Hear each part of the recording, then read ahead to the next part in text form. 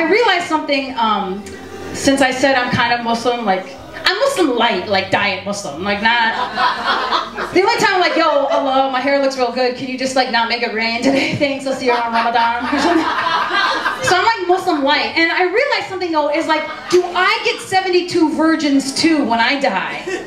Because God, Muslim men are always like, oh, we get 72 virgins, we blow up city. Muslim women don't do that shit. Like, no, man, do we get that shit too? Because, listen, I could use some extra hands. I don't want a Muslim, I don't want a virgin dude, because virgin guys smell like salami and fucking cheese. You guys, have you seen a virgin dude? Their pimples and they touch their dick and play games. I don't know. But I could use a couple virgin females to help me out around the house, you know? I don't even need 72, like maybe 4. Help me with the laundry, bring in the groceries, switch the, you know what I'm saying? Like, no, and plus they don't know what they don't know. They don't know what I just found out recently is about bacon.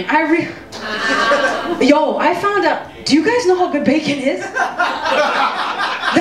No, for real though. Hell. You guys put that shit in shit, around shit, next to shit. Oh, you guys and bacon, I am addicted. Like, what you guys are doing to bacon, Americans are doing to bacon, is what the Greeks are trying to get us to do with their fucking yogurt. Come on, like, I get it. All right, Greek yogurt, woohoo, yeah, better down here. But, like, why do I gotta go to the cereal aisle and says Honey Bunches about Greek yogurt? Like, I'm about to put milk in that bitch. Like, why do I need yogurt? It's gonna be Robitussin Greek yogurt, or Jolly Ranchers Greek yogurt, or Mona, I'm out, that's my time.